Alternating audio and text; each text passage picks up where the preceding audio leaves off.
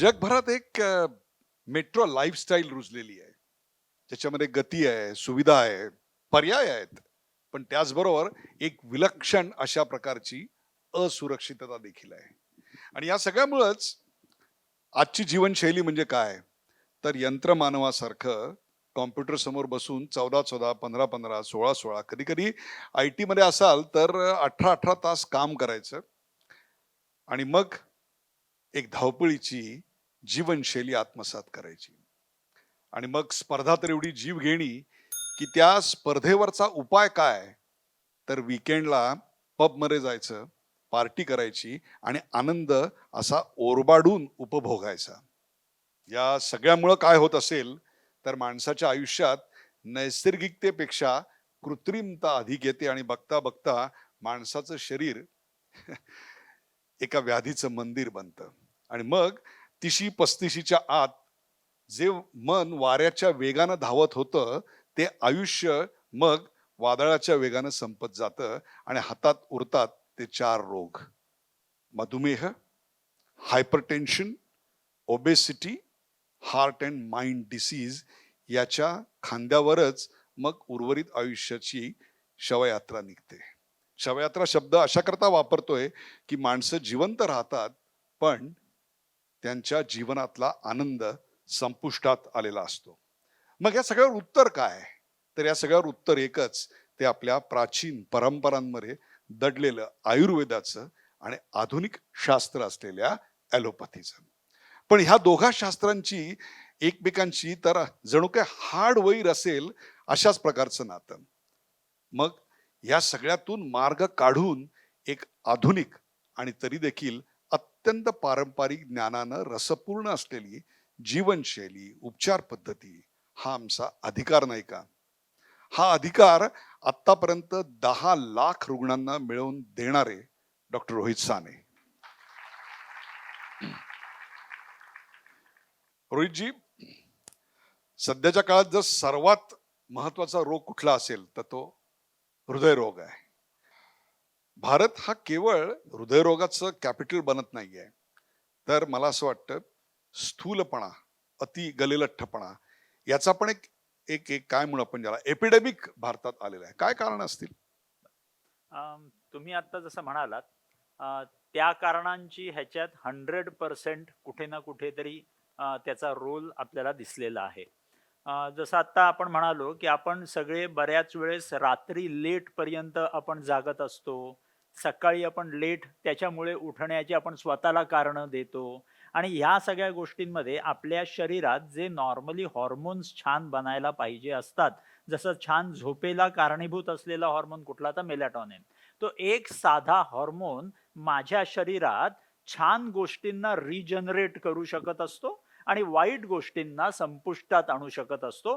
फक्त रात्रीची 6 ते 8 तासांची साधीशी झोप.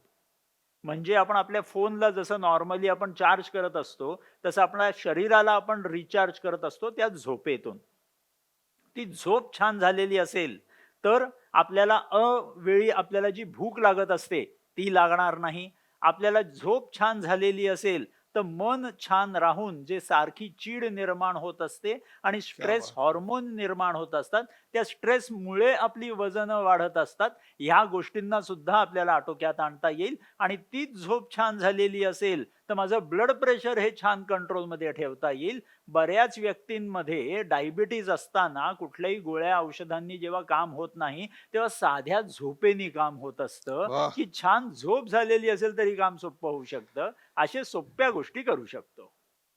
आजकाल सगळेच जण कमी झोपतायत आणि झोप येण्याकरता मग 2 उपाय असतात. एक तर गोळ्या घ्यायच्या, की ज्या हॅबिट फॉर्मिंग आहेत. नाहीतर शरीराला आणि मनाला थकवणारी आणि काही प्रमाणात रिझवणारी दारू प्यायची. दोन्ही घातक आहेत.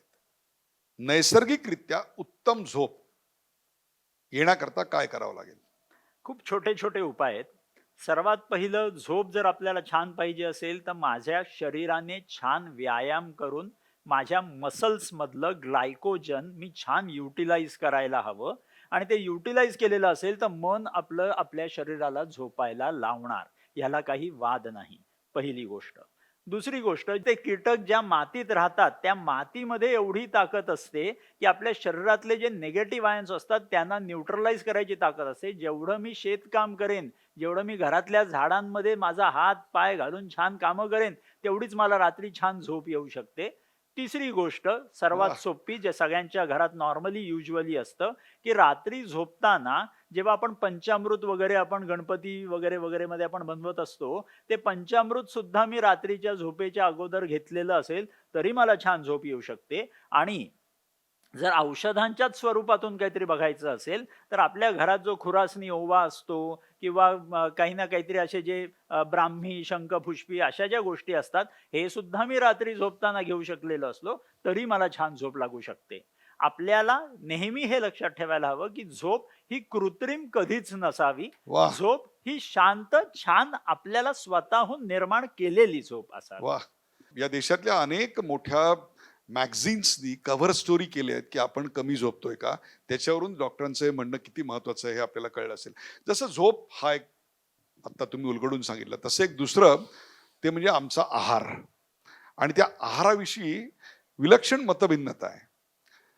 म्हणजे रुजुता दिवेकर सांगतात, की कमी कमी अनेक इंटरव्हल नंतर खा. दर 3-4 तासांनी थोडं थोडं खा. तर आमचे डॉक्टर जगन्नाथ दीक्षित सांगतात, फक्त 2दा 40-40 मिनिटात संपवा. मग माझ्यासारख्या काय करतात? ते दोघांचंही ऐकतात. याचा अर्थ अनेक जण तसंच वागताय. जी थेरपी तुम्ही डेव्हलप केलेली आहे, त्या थेरपीत आहाराविषयी नेमकं काय संशोधन झालेलं आहे? Okay, okay. सो खूप सिंपल गोष्ट आहेत. आपल्याला टार्गेट ठरवायला हवं. आपल्याला कुठे पोचायचंय हे जर ठरलेलं असेल, तर मी कुठल्या ट्रेनमध्ये बसून जायचंय हे मला कळू शकतं. जसं ना रुजुता दिवेकर चुकीचं बोलतात, ना डॉक्टर जगन्नाथ दीक्षित चुकीचं बोलतात. कारण का ठरलेले टार्गेट्स आहेत. जसं फॉर एक्झाम्पल जर कोणाला डायबिटीज असेल, तर डायबिटीजमध्ये दीक्षित साहेब जे बोलतात ते एकदम बरोबर बोलतात. ह्याला काही वाद नाही. जर आपण डायबिटीज असताना कमीत कमी जर जेवलेलं असेल आणि त्या स्पेसिफिक वेळांमध्येच जेवलेलं असेल आणि 2 जेवणांमध्ये जितका जास्त गॅप ठेवला जाईल, तितकंच जास्त पचन आपलं सुधारू शकेल. सो हा जो पॉइंट आहे, हा पॉइंट डायबिटीजच्या रुग्णांसाठी एकदम परफेक्ट आहे. व्हाईल काही लोक अशी असतात ज्यांचं वजन कमी असतं, त्या लोकांना त्यांचं वजन वाढवायचं असतं आणि जर वजन वाढवायचं असेल तर मला फ्रिक्वेंटली छोटे छोटे मील्स घ्यायला हवेत आणि ते फ्रिक्वेंट छोटे छोटे मील्स घेतल्यानंतर माझ्या शरीरातला एक हॉर्मोन ज्याला इन्स्युलिन म्हटलं जातं, की मी जेव्हा जेव्हा जेवण जेवेन तेव्हा तेव्हा माझं शरीर इन्स्युलिन निर्माण करेल आणि जितकं इन्सुलिन निर्माण करेल तितकं माझ्या शरीरात वजन वाढत जाणार आहे. सो जर मला वाह! माझं वजन वाढवायचं असेल, तर मला इन्सुलिन वाढवायचंय. मी सारखं थोड्या थोड्या वेळेने फ्रिक्वेंट मील्स घ्यायला हवेत. पण डायबिटीज, हृदयरोग, ब्लड प्रेशर ह्या रोगांमध्ये जर मला माझं वजन आटोक्यात आणायचं असेल, तर मला 2 वेळाच किंवा मॅक्सिमम 3 वेळा, पण ते छोटे-छोटे मील्स जर खाल्लेले असतील, 40 मिनिटात जेवण संपवायचं. म्हणजे बऱ्याच वेळेस पेशंट मला म्हणतात, "मग मी 40 मिनिटं पूर्ण खात बसतो, म्हणजे मला परत खायची कधी गरज लागणार नाही." तर त्याचा अर्थ तसा नाही. जे काही जेवण असेल ते 40 मिनिटाच्या जेवढ्या लवकर संपवू शकाल तेवढ्या लवकर संपवायचंय. कारण का फ्रिक्वेंट मील्स नको आणि हेवी मील्स नको. डायबिटीज म्हणजे थोडक्यात काय, तर माझ्या शरीरात मी अतिरिक्त जास्त उगीच जेवण आतमध्ये टाकलेलं आहे, शरीराला गरज नसताना. बरोबर. डायट जर छान प्रकारे पाळलेलं असेल, तर एकही रोग एकाही व्यक्तीला होणार नाही, हे सिद्ध झालेलं आहे. सो सगळ्यांनी आपल्या डायटवरती छान लक्ष ठेवलेलं असेल, तर कुणालाही कधीही डॉक्टरांची गरज लागणार नाही. वाह! डॉक्टर रोहित, तुम्ही स्वतः ॲलोपॅथीचे शिक्षण घेतलेलं आहे आणि त्याच्यातूनच तुम्ही हृदयरोगाचा देखील ॲलोपॅथीच्या अंगाने अभ्यास केला. तुमचा हा जो ॲलोपॅथी प्लस आयुर्वेद ही जी एक नवीन ट्रीटमेंट आली, त्याच्यावर प्रश्न घेण्या अगोदर आपल्याकडे असं का दिसतं, की ॲलोपॅथी आणि आयुर्वेद या 2 एक एक प्रकारे पॅथी आहेत. ते उपचार पद्धती आहेत. पण प्रत्यक्षामध्ये युद्ध समान परिस्थिती दोघांमध्ये आहे. दोघांच्या संघटना एकमेकांच्या विरुद्ध दावे करतात आणि एकमेकांच्या विरुद्ध आर्टिकल्स, संशोधनं इतकंच काय तर आयुर्वेदिक लोकांनी, आयुर्वेदिक डॉक्टरांनी ॲलोपॅथीची प्रॅक्टिस करू नये अशा प्रकारचं देखील आपल्याकडे झालेलं आहे. Why they are at loggerheads with each other? Okay. Okay. To be very honest, there is no situation of war as such. पण माझ्या अनुसार मी पर्सनली जेव्हा बघतो, कारण का मी ॲलोपॅथी शिकलोय, मी आयुर्वेदाचा प्रचार करतो, होमिओपॅथी कॉलेजमध्ये शिकवतो. सो सगळ्या दृष्टिकोनातून जेव्हा मी हे बघतो, तेव्हा माझ्या अनुसार ॲलोपॅथी, आयुर्वेद आणि होमिओपॅथी हे थोडक्यात ब्रह्मा, विष्णू, महेश सारखे आहेत. वाह! क्या बात है! क्या बात है! सगळ्यांचं काम एवढंच आहे की या पृथ्वीचं रक्षण करायचं आहे. कुठलीही पॅथी असेल, सगळे सायंटिफिक आहेत आणि ईच आणि एव्हरी सायन्सचं काम आहे मनुष्याचं रक्षण करणे. सो कुठलीही पॅथी असली तरी माझ्या अनुसार त्याचा बेस हा सिमिलर असतो. जसं फॉर एक्झाम्पल, आपण जर कुठलंही ॲलोपॅथी मधलं औषध घेतलं, फॉर एक्झाम्पल समजा आपण नॉर्मल युजली आपण घेतो कफ सिरप. कफ सिरप सगळ्यांनी कधी ना कधीतरी घेतलेलं असेल आणि हे कफ सिरप थोडक्यात काय आहे तर त्याच्यात काय घटक असतो ॲलोपॅथीचा, तो ब्रोमोहेक्झिन नावाचा घटक असतो आणि हा ब्रोमोहेक्झिन म्हणजे आलाय कुठून, तर पायनॅपल मधनं. सो थोडक्यात आपण जर कुठलंही आयुर्वेदिक औषध जर आपण बघितलं आणि ॲलोपॅथी औषधाशी कम्पेअर करायचं बघितलं तर बेसिक घटक तोच असतो. जसं सर्वात best acting allopathic drug for heart म्हणजे डिगॉक्सिन नावाचं एक Yeah. औषध असतं. डिगॉक्सिन आलंय कुठून, तर हृतपत्री नावाचं आयुर्वेदिक औषध आहे, त्याच्यातून निर्माण केलेलं औषध म्हणजे डिगॉक्सिन. त्याच प्रकारे ब्लड प्रेशरवरती एकदम रामबाण औषध होतं ॲलोपॅथीमध्ये, ते रिसरपाईन नावाचं. त्याला बॅन करावं लागलं, इतकं ते ब्लड प्रेशर उतरवायचं. आणि रिसरपाईन म्हणजे काय, तर आपल्या आयुर्वेदामधलं सर्पगंधा. त्याच प्रकारे बऱ्याच वेळेस आपण रक्त पातळ करायचं औषध घेत असतो, इकोस्प्रिन, ॲस्पिरिन नावाचं. हे आलंय कुठून, तर बॅम्बू प्लांट आहे आयुर्वेदातलं जलवेतस नावाचं, त्याच्यातून निर्माण झालेलं इकोस्प्रिन.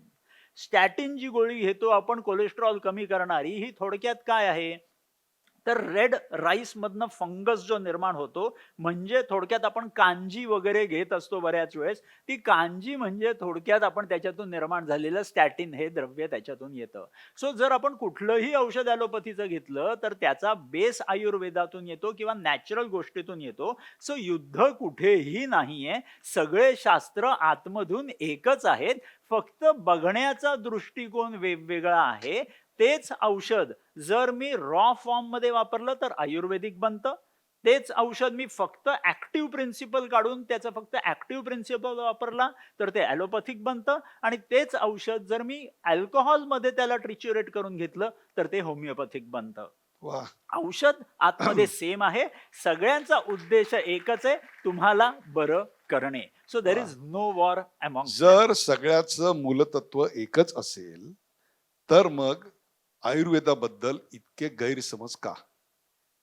माझ्या अनुसार गैरसमज हे थोडक्यात एकाच गोष्टीमुळे घडत असतात, that is lack of communication. जेवढं आपण कम्युनिकेशन एकमेकांशी कमी करणार तेवढे गैरसमज वाढत जाणार. कारण का आपण आपले आपले वेगवेगळे विचार एखाद्या गोष्टीच्या बाबतीत निर्माण करत असतो, कधी चांगले कधी वाईट, आणि ते आपण प्रपोगेट करत असतो आपल्या मित्रांमध्ये आणि ते समज आणि गैरसमज त्याच्यातून निर्माण होतात. पण माझ्या अनुसार जसं कम्युनिकेशन वाढत जातं, कम्युनिकेशन म्हणजे आता जसं मी तुमच्याशी बोलतोय आणि ह्याचा बेस सांगून देतोय की सगळं शेवटी सेमच असतं, काही वेगळं नसतं. तर हे कम्युनिकेशन जेव्हा जास्तीत जास्त लोकांपर्यंत पसरेल, हळूहळू त्यातला गॅप पूर्ण गायब होईल आणि आयुर्वेदाला सुद्धा सेम लेवलची जी काही रिस्पेक्ट आहे, जी ॲलोपॅथीला आपल्याला मिळत असते, ती हळूहळू मिळायला सुरुवात होईल आणि हळूहळू हा प्रॉब्लेम पुढे जाऊन गायब पण होईल. मग ॲलोपॅथीमध्ये एखादं ड्रग घेतलं की लगेच पेशंट विचारतात की याच्यात साईड इफेक्ट काय आहेत, आणि ते साईड इफेक्ट असतात. काही वेळा ते उघडपणे बोलले जातात, काही वेळा ते नंतर शरीराला जाणवतात. तसंच आयुर्वेदिक प्रोडक्ट्स जे आहेत त्यांच्यातली एक स्टँडर्डायझेशन किंवा त्यांची गुणवत्ता, त्या गुणवत्तेचं सातत्य, याच्यावर देखील प्रश्नचिन्ह उपस्थित केलेलं असतं. या दोन्ही विषयी आपलं मत काय आहे? एकदम सिंपल साधी गोष्ट आहे की स्टँडर्डायझेशन हे तेव्हाच येतं जेव्हा त्याच्या बाबतीत खूप सखोल अभ्यास घडतो, तेव्हा स्टँडर्डायझेशन घडतं. मी आता असं म्हणू शकेन, की जेव्हा मी ॲलोपॅथीचा अभ्यास केलेला आहे आणि ॲलोपॅथीची पुस्तकं वाचलेली आहेत, त्याच्यात standardisation it is to the maximum. खूप सुंदर प्रकारचं स्टँडर्डायझेशन आहे. पण आयुर्वेदात स्टँडर्डायझेशन नाही, असं मी बिलकुल म्हणत नाही. का? कारण का ॲलोपॅथी आलेलं आहे आता 250-200 वर्षांअगोदर, while आयुर्वेद आलेलं आहे 5000 वर्षांअगोदर. आणि आयुर्वेदाचे स्क्रिप्चर्स, आयुर्वेदाची पुस्तकं, आयुर्वेदाचे ग्रंथ अख्ख्या श्लोकांमध्ये लिहून ठेवलेलं आहे, की कुठलं औषध किती तास तुम्ही उकळवायचं आहे, त्याच्यात कुठलं घटक किती टाकायचं आहे, ते घटक कसं शोधायचं आहे, कुठल्या सीझन मधनं आणायचं आहे, इतक्या लेव्हलचं स्टँडर्डायझेशन आयुर्वेदात होतं. पण त्याच्यात तेवढे इकॉनॉमिक्स नसल्या कारणाने ते स्टँडर्डायझेशन करण्याच्या नादात आजकालची लोक पडली नाही आणि त्यांनी शॉर्टकट्स थोडेसे काढायचा प्रयत्न केले. त्याच वेळेला government was not so stringent on the standardization principles, hence थोडासा लॅग मध्ये आला. सगळ्यांच्या लाईफमध्ये जसे अप अँड डाऊन येत असतात, तसं आयुर्वेदाच्या लाईफमध्ये थोडेसे अप अँड डाऊन्स आलेले आहेत. पण मी हे शुअरली समजतो, जसं फॉर एक्झाम्पल शिवाजी महाराजांच्या काळात तेव्हा कुठे ॲलोपॅथी होतं? तेव्हा काही ॲलोपॅथी नव्हतं. तेव्हा जे काही रोग व्हायचे, तेव्हाही हृदयरोग असणार, तेव्हाही प्रमेह, डायबिटीज असणार, तेव्हाही बरेचसे वेगवेगळे रोग असणार आहेत. त्या रोगांना सुद्धा जी चिकित्सा असायची, ती चिकित्सा आयुर्वेदातून असायची आणि ती ॲलोपॅथीतून नसायची. फक्त जेव्हा ब्रिटिशांना एंट्री पाहिजे होती, तेव्हा त्यांनी आयुर्वेदाला काळिमा फासली आणि तेव्हा ॲलोपॅथीची एंट्री झाली. आणि थोडक्यात तिकडे जास्तीत जास्त फायनान्स इन्व्हॉल्व झालेला सर्वात सुंदर गोष्ट ॲलोपॅथीची होती, की तो एकटा उभा राहिला नव्हता. त्यांनी पॅथॉलॉजी, बायोकेमिस्ट्री, फिजिओलॉजी या सगळ्यांची जोड घेऊन आज ॲलोपॅथी उभा झालेला आहे. म्हणजे कुणालाही मोठं व्हायचं असेल तर उत्तर कोलॅबोरेशन आहे. आयुर्वेदाला थोडासा प्रॉब्लेम हा झालेला होता, की कोलॅबोरेशन करणारे मित्र त्याला मिळालेले नव्हते त्या काळामध्ये, म्हणून कदाचित थोडासा वेळ लागतोय. पण आता जसं आपण सगळे आयुर्वेदाच्या बाबतीत जाणायला लागलेलो आहोत, आयुर्वेदाला आपण अपनावायला लागलेलो आहोत, हळूहळू जसे आयुर्वेदाचे जसे कोलॅबोरेशन्स घडतील, हा प्रॉब्लेम आपला गायब होताना आपल्याला शुअरली दिसून येईल. तुम्ही सरकारबद्दल आता बोललात, त्या सरकारच्या आयुष मंत्रालयाबद्दल आपण बोलू, परंतु अ, एक गोष्ट वारंवार पुढे आलेली आहे, की प्रदीर्घ काळ आयुर्वेदिक प्रॉडक्ट घेतल्यानंतर जेव्हा टेस्ट केल्या जातात, तेव्हा त्याच्यात जे मेटल असतं, ते मेटल किंवा त्याच्यात असणारी alkaloids, they damage that part to a large extent. आणि त्याच्यामुळे हे सगळं अधिक धोकादायक आहे, असं मत वारंवार व्यक्त केलं जातं. तर ही जी घातक असणारी अल्कलॉइड्स आणि हेवी मेटल्स याचा आयुर्वेदिक प्रॉडक्ट तयार करण्यात जो वापर केला जातो, त्या धोक्याविषयी काय सांगाल? Okay, okay. मी एक एक्झाम्पल घेतो. हेवी मेटल्स जेव्हा आपण म्हणतो आणि आयुर्वेदात हेवी मेटल्स असले असतात असं आपण म्हणत असतो. आपण सगळ्यांनी आयर्न वगैरेच्या गोळ्या तर कधीतरी खाल्लेल्या असतीलच. ते आयर्न सुद्धा एक प्रकारचं हेवी मेटल आहे. आपण कॅल्शियमच्या गोळ्या खाल्ल्या असतील, आपण झिंक खाल्लं असेल, आपण बरेचसे वेगवेगळे आपण मल्टीव्हिटॅमिन्स घेत असतो. Everything is heavy metal. ॲलोपॅथीमध्ये तेच हेवी मेटल चालतात आणि आयुर्वेदात चालत नाहीत. ह्याला प्रश्न आहे. Plus but there is science behind it. कारण का त्याला एक परमिसिबल लिमिट्स असतात. त्या परमिसिबल लिमिट्समध्ये मी जर त्या गोष्टी घेतलेल्या असतील तर it helps your body. But if at all it goes beyond the permissible limits, तर माझ्या शरीराला त्याचा दुष्परिणाम होऊ शकतो. बरोबर आहे. आता ॲज यू राईटली सेड, की अशा प्रकारे बऱ्याच वेळेस तिथे क्वेश्चन मार्क निर्माण होतो, की बऱ्याच वेळेस आयुर्वेदाच्या औषधांमध्ये कधी कधी ते हेवी मेटलचं प्रमाण जास्त टाकलेलं असतं आणि ते कधी कधी बऱ्याच वेळेस अशा टेस्टमध्ये मिळून येतं आणि तिथे आयुर्वेदाचं नाव खराब व्हायचं. पण त्याला झाले साधारण 15 ते 20 वर्ष जेव्हा हे इन्सिडेन्सेस व्हायचे. But I would like to say so, की मागच्या 10, 12, 15 वर्षांमध्ये जे काही आपल्या गव्हर्नमेंट्सने जे काही वेगवेगळे आपले जे ऍक्शन्स घेतलेले आहेत, त्याच्यामुळे manufacturing of ayurvedic medicines have already got in to good level of standardisation. त्यात प्रोटोकॉल आले जशी ॲलोपॅथी असतात. 100% येस. आता ते खूप खूप खूप लेवल पर्यंत जाऊन स्ट्रिक्ट झालेलं आहे, की FDA असेल, FSSAI असेल, या सगळ्यांचे नॉर्म्स खूप स्ट्रिक्ट झालेले आहेत. म्हणून आयुर्वेदाची आता कुठल्याही फॅक्टरीमधली औषधं जर तुम्ही घेतली, फक्त माधोबागचं काही घेणं-देणं नाही त्यात. तुम्ही आयुर्वेदाच्या कुठल्याही औषधांचं जर तुम्ही घेतलं, तर ती औषधं सुंदरच असतात आणि सगळ्या औषधांमध्ये तुम्ही बिनधास्त प्रकारे खाऊ शकता. कारण का? Government has now become very attentive towards it. त्यांना आता हे अशा चुकीच्या गोष्टी आवडत नाहीत आणि ते कोणाला करून देत नाहीत. सो हे इन्सिडेन्सेस 10-15 वर्षांना अगोदर घडलेले होते. त्यांना पुसून टाकायला आपल्या मेमरीमधनं अजून 5-10 वर्ष कदाचित जातील. त्याच्यानंतर हा प्रॉब्लेम शिल्लक राहणार नाही. वा. मग असं असेल तर खेडेगावांमध्ये विशेषतः मी अनेक आयुर्वेदिक डॉक्टर बघतो किंवा होमिओपॅथी डॉक्टर बघतो. They end up in doing allopathy practice. पण ॲलोपॅथी डॉक्टरला मी कधी आयुर्वेदिक किंवा होमिओपॅथी ट्रीटमेंट देताना बघितलेलं नाही. आणि मग असं म्हटलं जातं की ज्यांना ॲलोपॅथीच्या MBBSला ॲडमिशन मिळत नाही ते लोक आयुर्वेदाला जातात किंवा होमिओपॅथीला जातात. त्यामुळे आपली ती जी एक स्टेटस आपल्या मनामध्ये होतं ते अचीव करण्याकरता ते ॲलोपॅथीची प्रॅक्टिस करायला लागतात. काय सांगाल? बरं. एकदम सिंपल आहे. ह्याच्यात ना मार्केटिंगचा खूप मोठा रोल प्ले होत असतो. मी साधे प्रश्न विचारू इच्छितो. तुमच्यापैकी कित्येक लोकांनी लिव्ह 52 नावाचं औषध कधी ना कधीतरी घेतलं असेल तुमच्या लिव्हरला जास्त स्ट्रॉंग करण्यासाठी पूर्वी वगैरे? ते पिवळ्या रंगाच्या काहीतरी बरणीत यायचं. बरोबर. सो हे ॲलोपॅथी डॉक्टरच प्रिस्क्राईब करतात, पण औषध आयुर्वेदिक आहे. तुम्ही जर सिस्टोन नावाचं औषध कधीतरी घेतलं असेल किडनी स्टोन वगैरेसाठी, ते सुद्धा आयुर्वेदिकच औषध आहे. प्रिस्क्राईब ॲलोपॅथिक डॉक्टर करतात. आणि त्याच्याही पलीकडे आपण बऱ्याच वेळेस इनो नावाचं कधी ना कधीतरी आपण त्याचा उपयोग केलेला असेल. इनो दिलं जातं ॲलोपॅथिक नावाखालती, पण औषध आयुर्वेदिक आहे. सो ॲलोपॅथी डॉक्टर सुद्धा आयुर्वेदिक औषधं प्रिस्क्राईब करतात, पण कधी-कधी ॲलोपॅथिक डॉक्टरला सुद्धा माहिती नसतं, की हे आयुर्वेदिक आहे.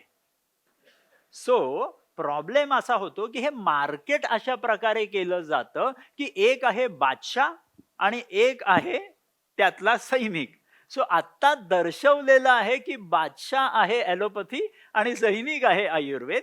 पण काळाला चेंज व्हायला जास्त वेळ लागत नाही आणि कोविड सारख्या सिच्युएशन्स जेव्हा निर्माण होतात, तेव्हा बरेचशे देशांमध्ये जिथे मॉर्टॅलिटी भयंकर वाढते आणि भारतामध्ये एवढं पॉप्युलेशन असताना सुद्धा, कोविड एवढा स्प्रेड झालेला असताना सुद्धा बाकीच्या देशांप्रकारे जर आपण मॉर्टॅलिटी बघितली आपल्या भारतातली, ती बऱ्याच प्रकारे कमी होती. आणि या सगळ्यावरती जेव्हा डिस्कशन घडण्यात आलं आयुष मंत्रालय ॲज वेल एज ॲलोपॅथी मंत्रालयमध्ये, तेव्हा हे सगळं ठरण्यात आलं, की ह्याच्या मागचं कारण फक्त एकच होतं, की आयुर्वेदिक औषधं these were openly available OTC for the audience, for the patients, आणि त्या लोकांनी ते घेतल्या कारणाने हा फायदा असू शकेल, जे बाहेरच्या देशांमध्ये अवेलेबिलिटी नव्हती. हे एकच कारण दिसून आलं अशा रोगांमध्ये सुद्धा. सो ॲलोपॅथी औषधं सुद्धा ही ॲलोपॅथिक डॉक्टर लिहितात, पण आयुर्वेदिक औषधं सुद्धा ॲलोपॅथिक औषधं म्हणजे ॲलोपॅथिक डॉक्टर लिहितात.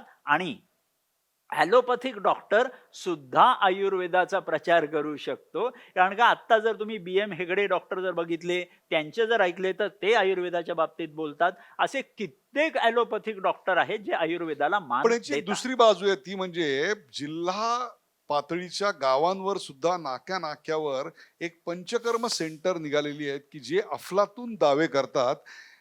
जसा जसं आपल्याकडे कुडबुड्या ज्योतिषांनी आयुर्वेदाला एक प्रकारे प्रश्नचिन्ह निर्माण केलं, तसं अशा अर्धवट ज्ञानानं भरलेल्या पंचकर्म केंद्रांनी सुद्धा आयुर्वेदाला बुडवायला मदत केली. कधी-कधी ना सुरुवाती जेव्हा घडत असतात काही गोष्टी, तेव्हा काही-काही लोकांकडनं त्या चुका घडतात. सो त्या चुकांना आपण सगळ्यांनी माफ करून, पुढे चालून, मोठ्या सायन्सकडे बघून त्याला जर आपण ॲक्सेप्ट केलेलं असेल, तर काही छोटी लोकं ज्यांना खूप फास्ट त्यांना सक्सेस पाहिजे असतो, अशा नादात कधी-कधी आपल्या लहान मुलांकडनं सुद्धा चुका घडतात. सो त्या मुलांना आपण माफ करतो आणि पुढे चालतो. सो मी सगळ्यांना एवढंच म्हणू शकेन की कधी कधी ते मोठे मोठे दावे जे असतात त्या दाव्यांना नेहमी आपल्याला सत्य मानायलाच पाहिजे, नॉट नेसेसरी. पण त्याचा अर्थ ते सायन्स चुकीचं आहे असं नाही. तर मला नेहमी एवढंच म्हणायचं असतं की सायंटिस्ट आणि सायन्स हे दोन वेगवेगळ्या गोष्टी आहेत. कधी कधी सायंटिस्ट चुकीचा असू शकतो, कधी कधी सायंटिस्ट चुकीचं बोलू शकतो, वा सायन्स त्याच्यामुळे वा चुकीचं वा होत वा नाही. म्हणजे गवई एखादा राग चुकीचा एखाद्या मैफिलीमध्ये गाऊ शकतो याचा अर्थ तो राग चुकीचा बांधला असं आपल्याला म्हणता येणार नाही. परंतु ही जशी गावागावात निघालेली सो कॉल्ड काय पंचकर्म केंद्र ही एका बाजूला आहेत, तशीच विशेषतः केरळमध्ये, बंगलोरमध्ये आणि ऋषिकेशमध्ये जी एक 5 स्टार अशी उपचार केंद्र निघालेली आहेत, की ज्याची आत्ता रक्कम जर एका दिवसाची तुम्ही काढली तर ती 60, 70, 80 हजार रुपये सुद्धा आहेत. बंगलोरमधल्या एका, नाव घ्यायचं काही कारण नाही, पण बंगलोरमधल्या एका अशा केंद्रात जर तुम्हाला राहायचं असेल, ट्रीटमेंट घ्यायची असेल, तर charges are 1.5 lakh rupees a day. आणि तिकडे बुकिंग मिळत नाही, ही परिस्थिती आहे. आयुर्वेदिक ट्रीटमेंट ही इतकी कॉस्टली आहे? बर. सर्वात पहिली गोष्ट, पंचकर्म ही जी पद्धत आहे आयुर्वेदातली, जसं ॲलोपॅथीमध्ये, मॉडर्न सायन्समध्ये जसं सर्जरी ही पद्धत आहे, की कुठल्याही गोष्टींचा जर उपचार औषधांनी एका लेवलपर्यंत लिमिटेशन आल्यानंतर वी गो टुवर्ड्स सर्जरी, तसंच आयुर्वेदामध्ये सर्वात सुंदर उपचार पद्धती म्हणजे पंचकर्म पद्धती. सो जितकं पंचकर्म पद्धतीने जेवढा फायदा पेशंट्सना मिळू शकतो त्यांच्या रोगाच्या डिसीज कंट्रोलमध्ये ॲज वेल ॲज रिव्हर्सलमध्ये, तेवढा जास्त फायदा औषधांनी नेहमीच मिळेल, नॉट नेसेसरी. सो पंचकर्माची एक वेगळी लेवल आहे, ह्याला मान्य करायला हवं, पहिली गोष्ट. पण ॲट द सेम टाइम जेव्हा कधी आपण असं बघतो की काही हॉस्पिटल्स किंवा काही सेंटर्स, काही वेलनेस थेरपी सेंटर्स हे जेव्हा एवढ्या लेवलला चार्ज करतात, तेव्हा मला असं सांगू इच्छितो मी की it's not the therapy, it's not Ayurveda which is costly, it's the real estate which is costly.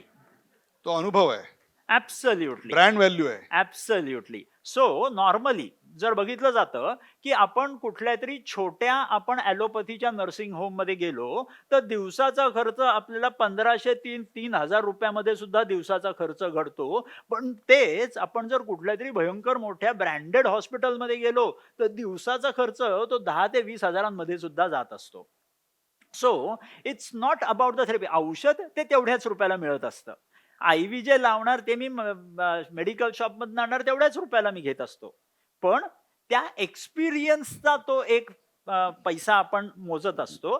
खरं हॉस्पिटल्समध्ये तसं झालेलं नाही पाहिजे. पण मोठी लोकं जी खूप छान धनवान असतात, त्यांना छोट्या ठिकाणी जाऊन स्वतःचे उपचार करायला आवडत नाहीत आणि त्यांना जास्त पैसे दिल्याशिवाय स्वतःवरती उपचार केलेला आवडत नाही.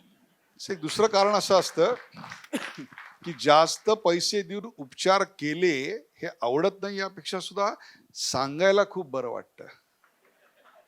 हा एक त्यातला भाग आहे. एक सिरियस क्वेश्चन आहे आणि तो म्हणजे आयुर्वेदाचा फोकस हा एखादा रोग क्युअर करण्यापेक्षा, बरा करण्यापेक्षा, तो होणारच नाही अशा प्रकारच्या जीवन पद्धतीकडे जास्त असतो. परंतु एकूणच समाजामध्ये आपल्याकडे प्रिव्हेन्शनला आपण फार महत्व देत नाही, त्यामुळे आयुर्वेदाच्या प्रसाराला मर्यादा येत आहेत. Absolutely you can say so.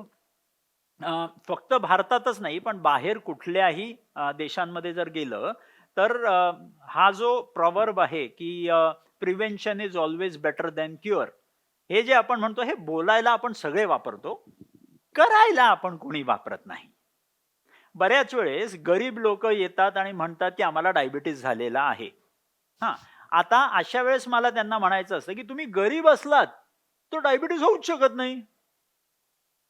कारण का डायबिटीस हा कधी होतो? मला जर अतिरिक्त प्रेम मिळालेलं असेल आणि त्या व्हेरी वेल प्रेमामध्ये सेड, व्हेरी वेल सेड. आणि त्या प्रेमामध्येच मी भरपूर खात असतो, असं असेल तरच मला रोग होऊ शकतात. आणि प्रेम आजकालच्या जगात पैशांशिवाय मिळत नाही.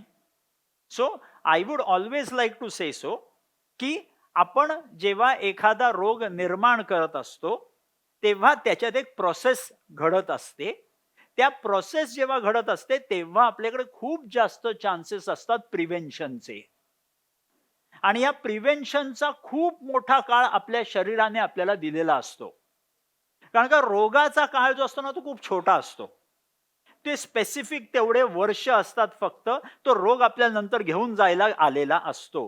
पण त्या रोगाने आतमध्ये येण्याच्या अगोदर बऱ्याच वेळेस आपल्या दरवाज्यावर त्यांनी नॉक करून सांगितलेलं असतं, की जसं फॉर एक्झाम्पल आपल्याला हृदयरोग असेल, डायबिटीज असेल, त्यांनी छोटे-छोटे आपल्याला आपल्याला छोटे-छोटे हिंड्रन्स दिलेले असतात, की कधी-कधी रात्री झोपताना आपल्याला पाय दुखत असतात. आपण सांगतो, "अरे माझे पाय चेपून दे, मला पाय खूप दुखतायत." ही पहिली साईन असेल आपल्याला होणाऱ्या पुढे येणाऱ्या डायबिटीसची.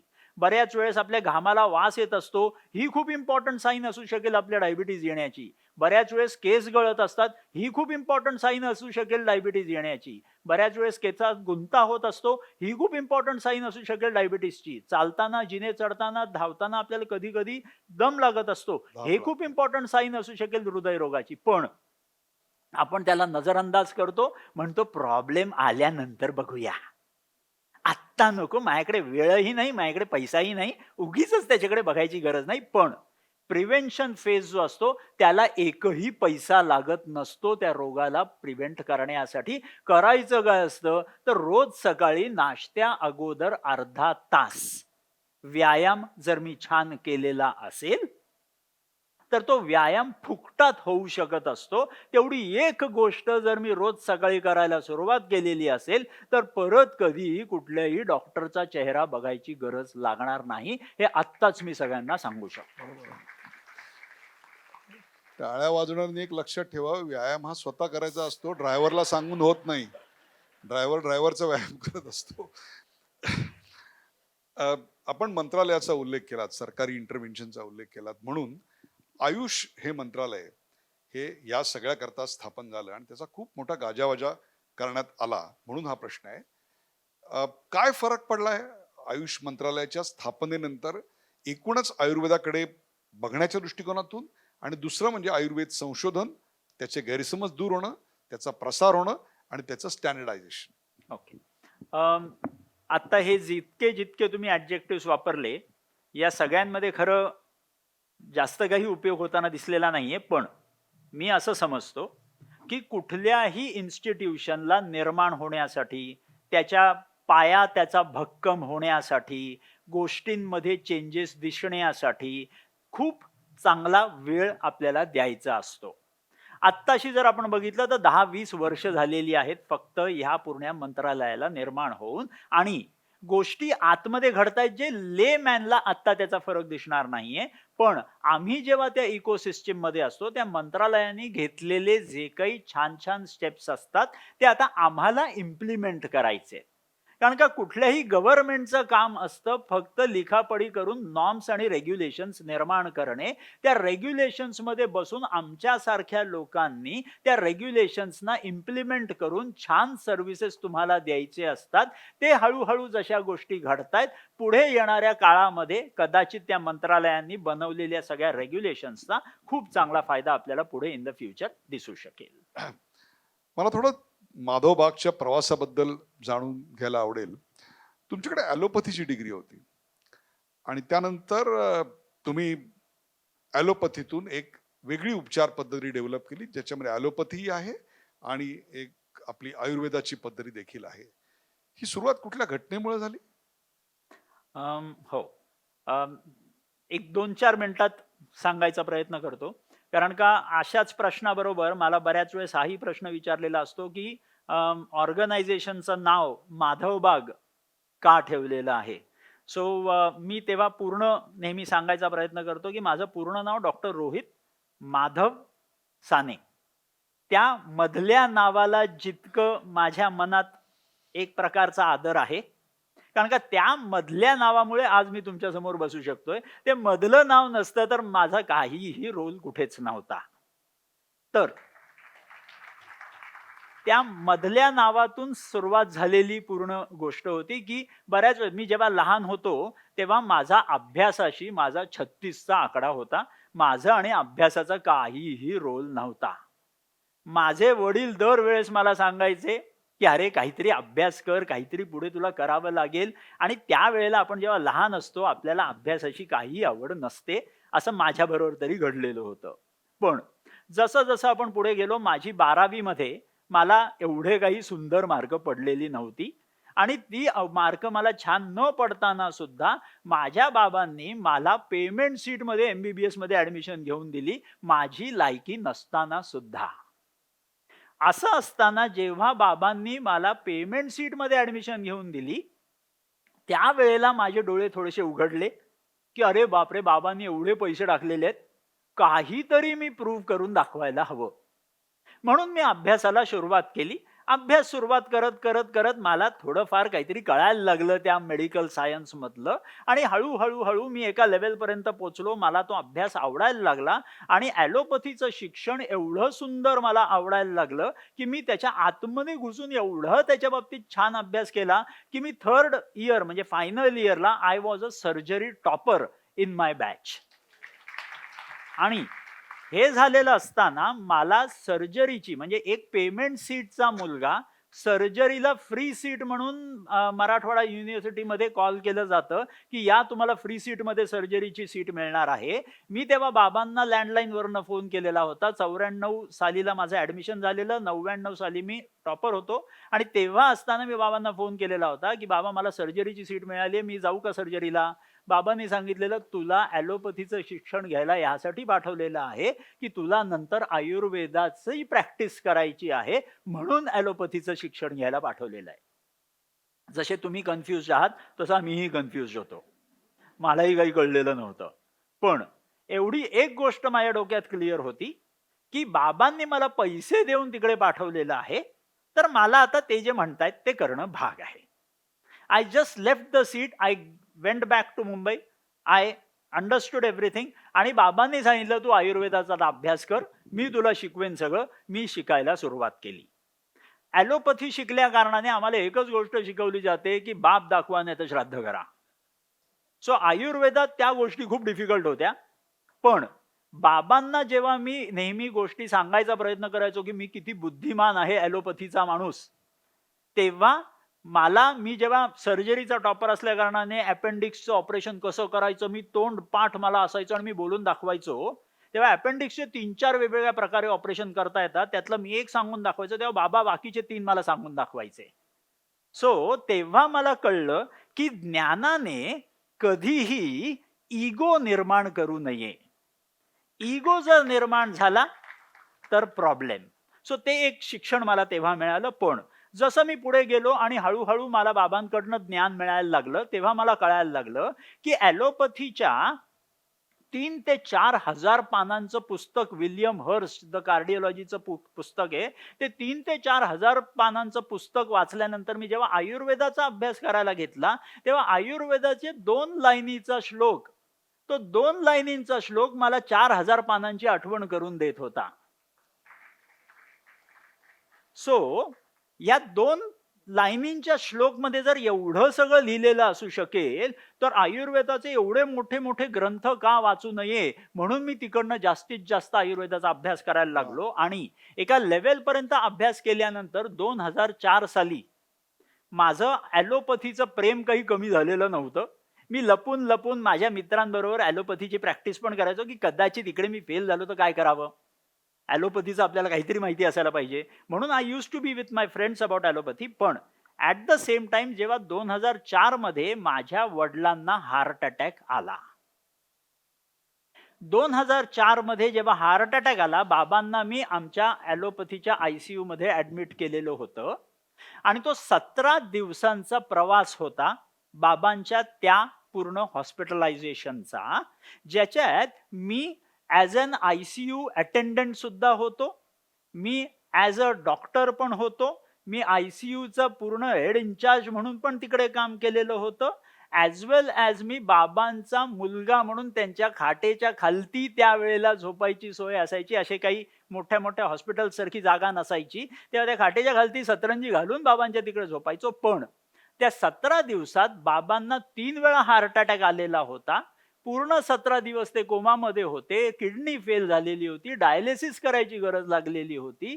या सगळ्या गोष्टींचं फ्रस्ट्रेशन आपल्यामध्ये किती निर्माण होऊ शकतं, हे मी स्वतः सगळं जाणून घेत होतो. माझ्यावरती पूर्ण ते संकट आलेलं होतं. I was hardly about 24-25 years of age आणि ह्या सगळ्या गोष्टींतून जात असताना फ्रस्ट्रेशन एवढं बिल्डअप होत होतं, की 17व्या दिवशी जेव्हा बाबांना मी शेवटचं बघितलं, 17व्या दिवशी बाबाचा देहांत झाला आणि ते काही घरी येऊ शकले नाहीत. ते 17व्या दिवशी जो फ्रस्ट्रेशन होता, ते फ्रस्ट्रेशन वेंट आउट करण्यासाठी माझ्याकडे समोर 2च रस्ते होते. पहिला रस्ता जो युजुअली घेत असतात, की तो राग जो आहे, तो फ्रस्ट्रेशन जे आहे, ते आयदर त्या डॉक्टरवरती, नाहीतर त्या हॉस्पिटलवरती, नाहीतर त्यांच्या स्टाफवरती तो राग काढूया. एक रस्ता असतो, जो युजुअली लोकं घेतात. तो रस्ता एक माझ्याकडे होता. दुसरा रस्ता होता, तो रोग. ज्या रोगांनी माझ्या बाबांना खाल्लं, त्या रोगाच्या विरुद्ध बंड पुकारूया. मी सेकंड ऑप्शन चूज केला आणि त्या दिवसापासून हृदयरोगाविरुद्ध माझं युद्ध सुरुवात झाली आणि त्या दिवशी जेव्हा बाबांना मी शेवटचं बघितलं, तेव्हा मी ठरवलं, की त्यांना सॉरी म्हणण्यासाठी मी सगळ्यांना बरं करेन आणि I will help others to say sorry to him. वा वा. एक नवीन उपचार पद्धती तुम्ही माधवबागमध्ये डेव्हलप केलीत. काय आहे ती उपचार पद्धती आणि ती इतरांपेक्षा वेगळी काय आहे? Okay. What's the treatment? Yes, there are several factors की वेगळं काय काय आहे.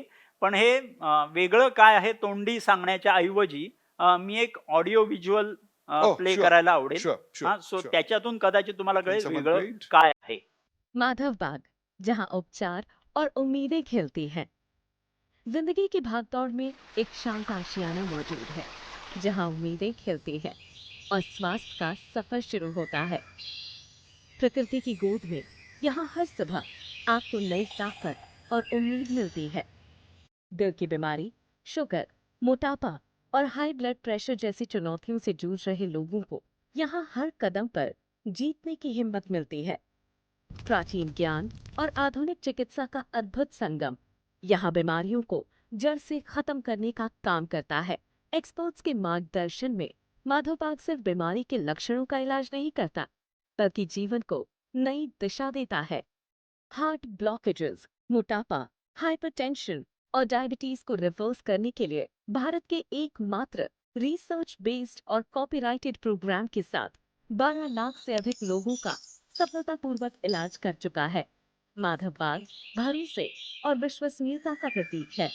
हमारे विश्व स्तरीय विशेषज्ञ आधुनिक जांच की बारीकियों और उन्नत आयुर्वेद की शक्ति को समझते हैं, जो संपूर्ण स्वास्थ्य का ख्याल रखता है। क्योंकि ये सिर्फ एक वेलनेस रिट्रीट नहीं है, बल्कि ऐसी जगह है जहां आप सिद्ध परिणामों के साथ हृदय रोग, मधुमेह को रिवर्स कर सकते हैं, वजन कम कर सकते हैं और हाई ब्लड प्रेशर को नियंत्रित कर सकते हैं। ब्रह्म मुहूर्त के पवित्र समय में जागने की कल्पना कीजिए, जो शांत चिंतन और आने वाले दिन की तैयारी का समय होता है। सुबह की शुरुआत दिल को स्वस्थ रखने वाली चाय के साथ होती है। इसके बाद योग और प्राणायाम का सत्र होता है। फिर पौष्टिक भोजन और ज्ञानवर्धन व्याख्यान का समय आता है। प्रकृति की सुंदरता के बीच सुबह की सैर से लेकर हृदय जांच, योग सत्र, व्यक्तिगत परामर्श और आरामदायक उपचारों तक हर पल आपके दिल, शरीर और आत्मा को पोषण देने के लिए बनाया गया है। कम्युनिटी एक्टिविटीज में शामिल हो, इंफॉर्मेशनल लेक्चर्स का आनंद लें और दिल के लिए स्वस्थ व्यायाम करें, जिससे आप समुदाय की भावना और सीखने का माहौल पा सकें। ये सिर्फ एक रूटीन नहीं है, बल्कि ये अपने आप को या अपने प्रियजनों को दिया जाने वाला एक उपहार है। स्वस्थ और खुशहाल जीवन का उपहार। माधव बाग में सुखद जीवन का अनुभव लें, स्वस्थता को फिर से खोजें। आज ही हमसे जुड़े। या सगळ्यानंतर तुम्ही एक क्लेम केला विच त्या काळात तो कोणीच क्लेम केला नव्हता आणि तो म्हणजे हार्ट ब्लॉकेजेस एकदा झाले की त्याच्यावर अँजिओप्लास्टी हा एक उपाय असतो किंवा bypass if it is too complicated. परंतु तुम्ही असा दावा केलात की हार्ट ब्लॉकेज हा बाह्य उपचारांनी नष्ट करता येतो. काय सांगाल? येस, 100% मी तो क्लेम केलेला आहे आणि मी तो जागाही ठेवलेला आहे आणि सिद्धही करून दाखवलेला आहे. सो तुम्ही जर यूट्यूबमध्ये गेलात तर तुम्हाला असे बरेच केस स्टडीज मिळतील ज्याच्यात बिफोरची अँजिओग्राफी आणि ट्रीटमेंट नंतरची अँजिओग्राफी याच्यामध्ये ब्लॉकेजेस किती कमी झालेले आहेत, कसे कमी झालेले आहेत आणि त्या अँजिओग्राफीच्या व्हिडिओजमध्ये क्लिअर तुम्हाला दिसेल ते ब्लॉकेजेस कमी झालेले. आता ह्याच्या मागचं सायन्स जर समजून घेतलं तर नॉर्मली आपल्याला सगळ्यांना माहिती असेल की नॉर्मली हे जे ब्लॉकेजेस निर्माण होतात हे कोलेस्ट्रॉलने निर्माण होतात, हे आपल्याला सगळ्यांना माहिती आहे, ह्याच्यात काही जास्त ज्ञान नाही. पण कधी विचार केलाय का हा कोलेस्ट्रॉल जो आतमध्ये निर्माण झालेला आहे माझ्या रक्तवाहिन्यांच्या आतमध्ये, हा कशामुळे निर्माण झालेला आहे? तर बऱ्याच वेळेस आपण कोलेस्ट्रॉलला आपण चोर समजत असतो, पण हे खरं खरं बघण्याची गरज आहे की खरं खरं कोलेस्ट्रॉल चोर आहे का? तर जसं फॉर एक्झाम्पल माझ्या शरीरात ब्लॉकेजेस कसे निर्माण होतात हे जर 2 मिनिटात समजलं तर ते गायब कसे होतात हे आपल्याला कळू शकेल. निर्माण कसे होतात ते एकदम सिंपल. माझ्या रक्तवाहिन्यांचं जे आतमध्ये काम असतं रक्त त्यातून वाहत नेणे, हे जे काम छान चाललेलं असतं ते काम छान चालत राहण्यासाठी ह्याचा खूप मोठा रोल असतो स्ट्रेस न घेण्याचा. जर मी एखाद्या गोष्टीच्या बाबतीत स्ट्रेस भरपूर घेत असेल तर माझी ती पाईपलाईन जी आहे, माझी रक्तवाहिनी इज इक्वल टू आपल्या घरात असलेली युज्युअल पाईपलाईन, या पाईपलाईन मध्ये जेव्हा मी स्ट्रेस घेतो तेव्हा त्या पाईपलाईन मध्ये क्रॅक्स निर्माण होतात. जसे हे क्रॅक्स निर्माण होतात या पाईपलाईन मध्ये, या क्रॅक्सना सील करायचं काम आपल्या शरीरात एक घटक असतो ज्याचं काम असतं या पाईपलाईन मध्ये जे क्रॅक्स निर्माण झाले ते क्रॅक्स ओपन होऊन जर आपली पाईपलाईन फाटली असती तर हार्ट अटॅक निर्माण होऊ शकला असता. पण या क्रॅक्सनं सील करायचं काम आपल्या शरीरात एक घटक करत असतो आणि तो घटक कोण आहे तर तो आहे आपला कोलेस्ट्रॉल.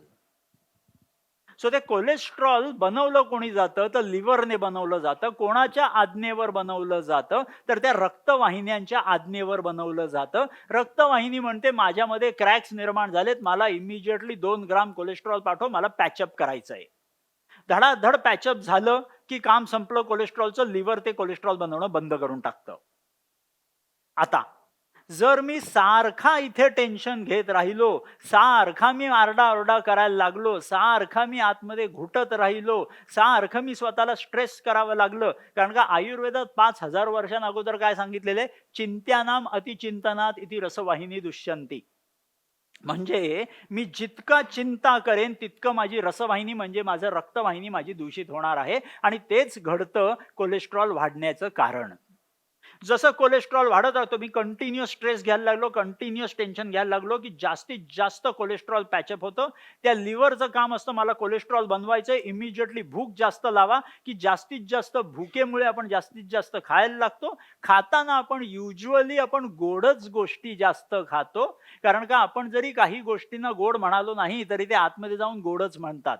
जसं दूध असेल, साखर असेल, गहू असेल, तांदूळ असेल, कुठलेही धान्य असतील, हे सगळे गोडात मोडतात आणि जेवढं आपण हे जास्तीत जास्त खाऊ तेवढं लिव्हर जास्तीत जास्त कोलेस्ट्रॉल बनवायची त्याला सवय लागते, कारण का त्याच गोष्टी डॅमेज करणार आहेत तुमच्या रक्तवाहिन्यांना.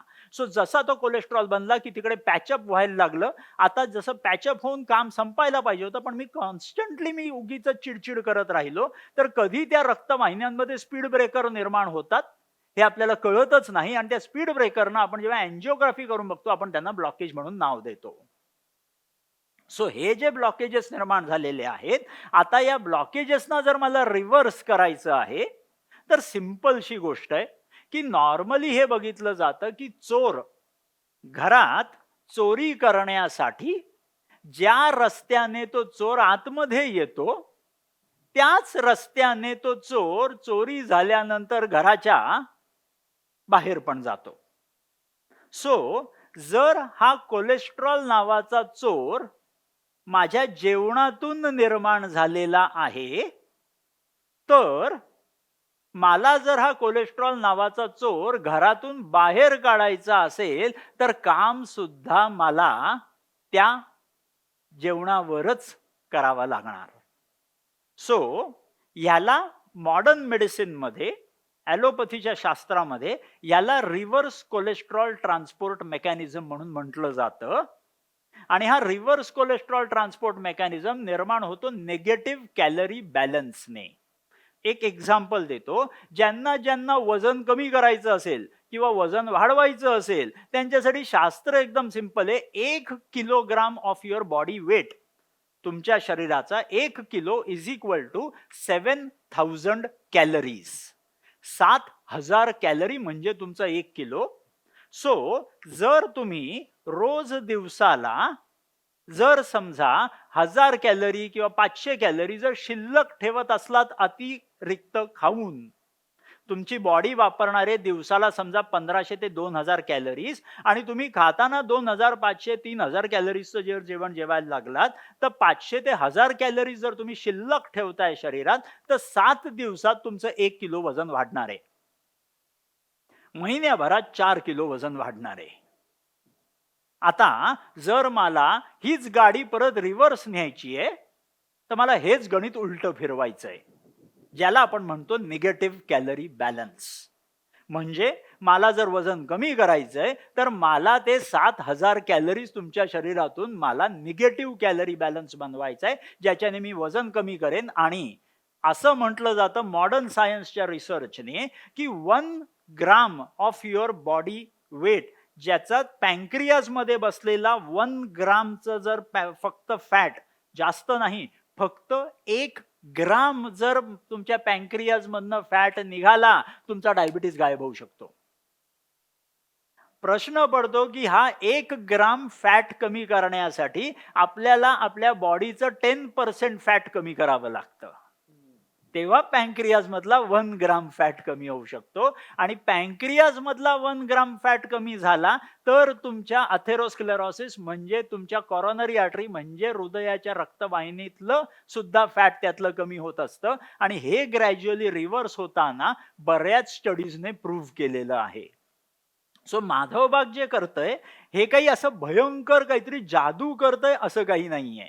आपण काय करतोय, जे सायन्सने लिहून ठेवलेलं आहे, ॲलोपॅथीने पण लिहून ठेवलंय, आयुर्वेदाने पण लिहून ठेवलेलं आहे, आपण फक्त ते इम्प्लिमेंट करण्यासाठी पेशंटकडनं हाताला हात धरून ते प्रॅक्टिकली करून घेतो.